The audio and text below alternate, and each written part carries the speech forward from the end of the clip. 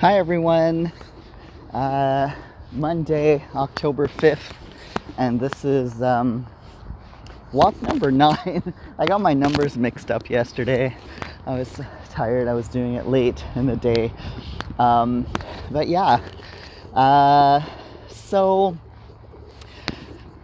yesterday I was talking about, this point of contention where, there's this resistance to the idea of giving land back. And I figured the next logical thing to talk about would be this other sticking point that, it's a pair and they kind of go together, is this resistance that we find sometimes to the idea of systemic racism, which obviously does not only impact Indigenous peoples, but all Black and people of color. And the idea of genocide. So I'll probably, I'll stick to systemic racism, even though they're really intricately linked. But just to kind of keep things short and somewhat tidy. Again, these videos are unscripted, so I kind of go all over the place sometimes. I'm also walking at the same time, so I'm keeping things low tech. So systemic racism. There's a lot of denial about it, and I've mentioned this before, but I thought I would spend a bit more time on that today.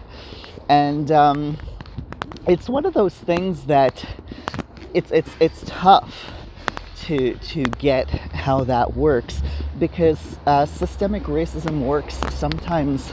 Well, for people who aren't subject to it, it works in subtle ways. For people who are subject to it, it's quite obvious just through lived experience. But, I've talked before about how the present is shaped by the past, and we all kind of know that, right? But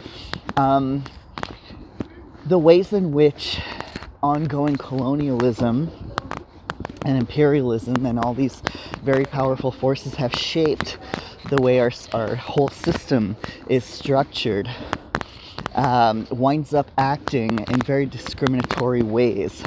And not just when it comes to race, right? All kinds of points of discrimination, okay? But we're talking about racism here. So, for example, here in North America, the very fact that these colonial nations were formed through colonialism and a bunch of the things I've talked about, like, for example, displacing Indigenous peoples and appropriating their lands and resources for the uses of colonial governments and corporations. This predates the existence of the nations, right? So before it was the European nations, and then the new nations that were formed, I call them all colonial governments, because that's what they are. But also, even when you can bring in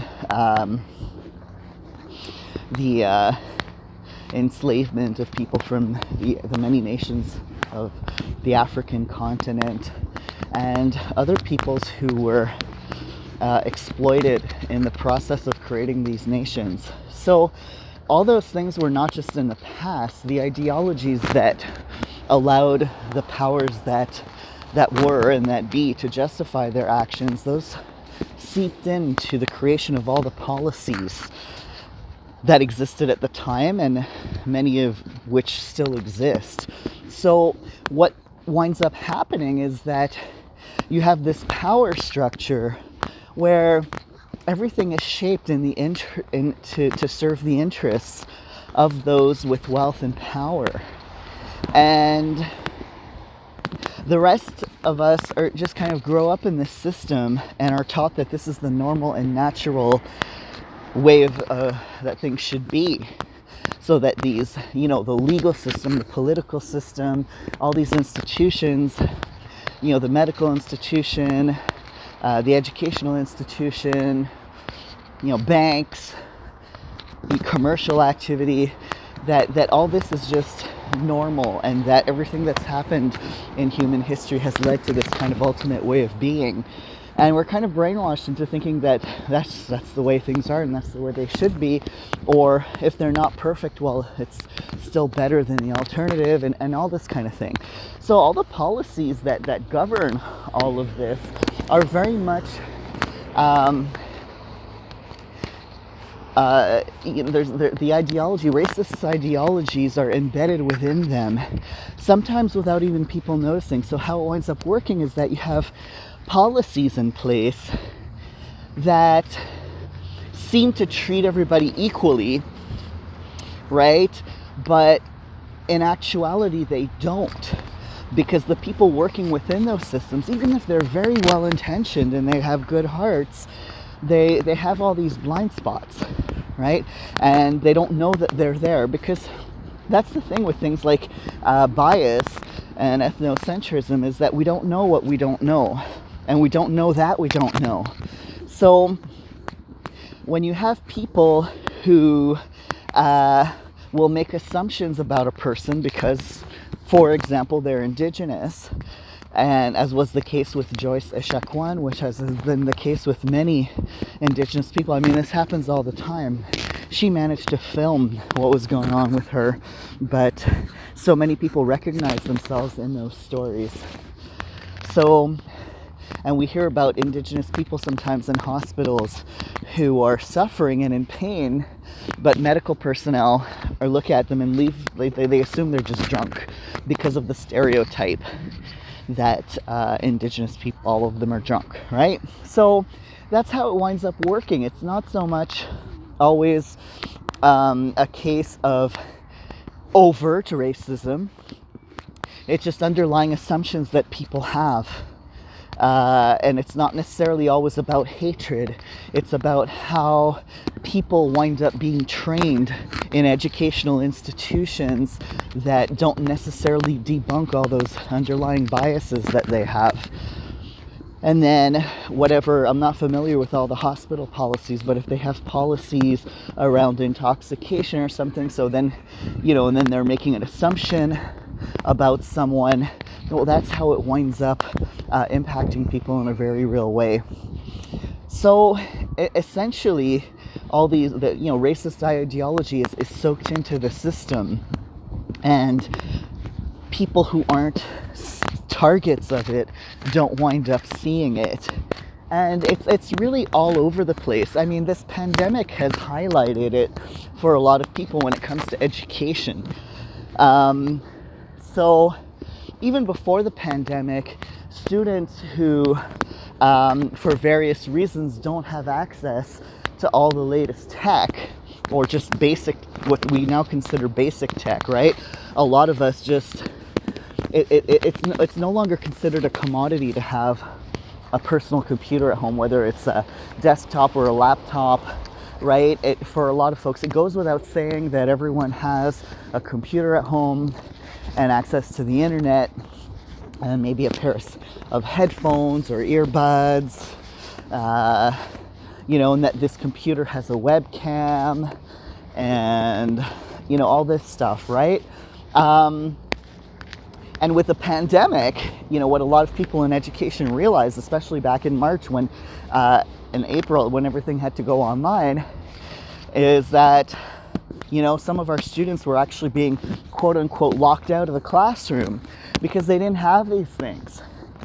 And this was the case before the pandemic, and some students would have a hard time keeping up because of that, because even before the pandemic, a lot of us, and I include myself, I'm just as guilty of this, a lot of us would use online materials and send them to our students. Maybe, for example, the weekly reading, well, it's this online article, and the student is asked to read it for the following week, and maybe the assignment is online as well on our college's platform that we use to upload everything. And there's assumption that they're just easily going to be able to access it, but you know what, it's really brought to light that not everyone does. And again, this doesn't only affect Indigenous students, And there are Indigenous students that it doesn't affect because some don't have this problem, right?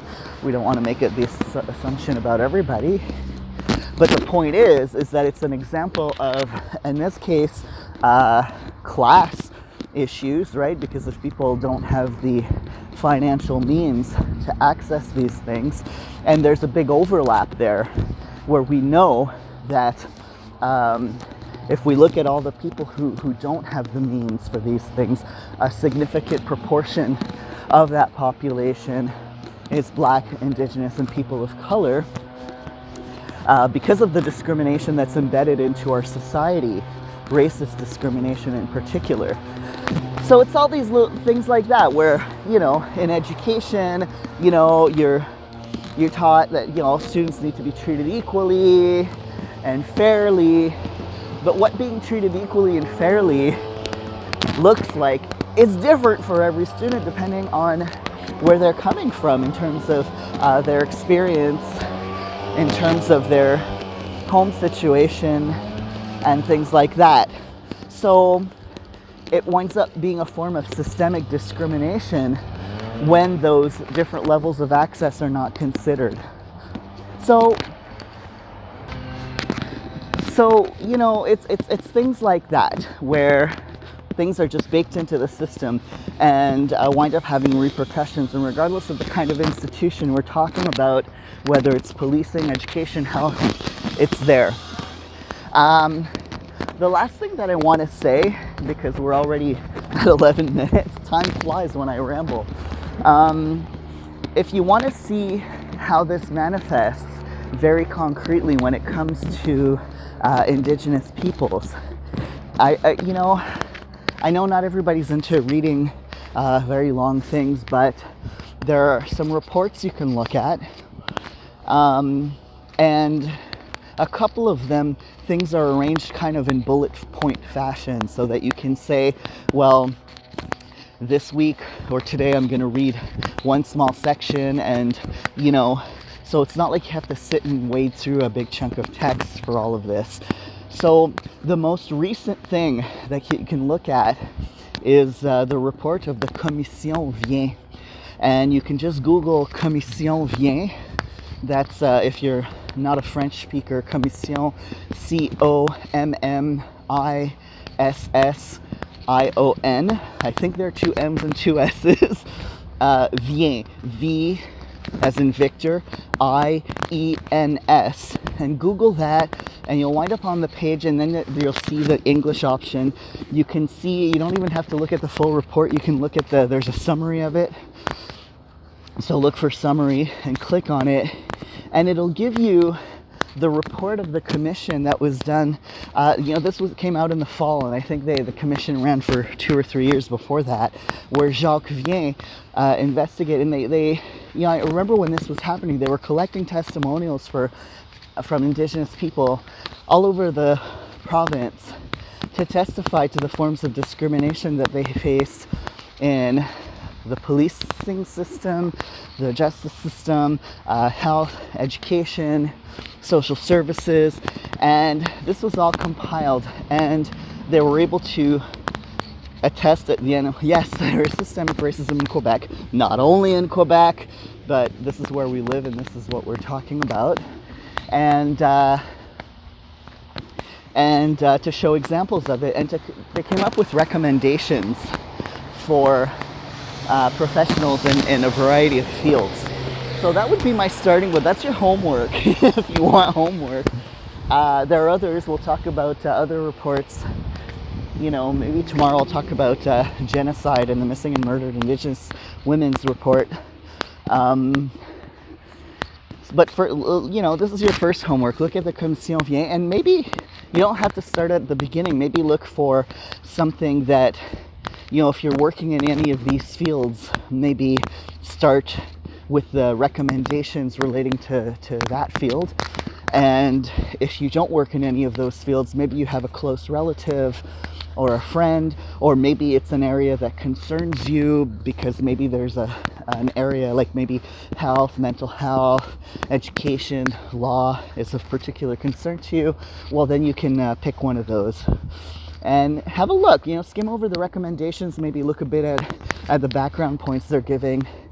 And if you're still kind of confused about how systemic racism operates, well, maybe this will help you think it through a little bit. So that's it for today.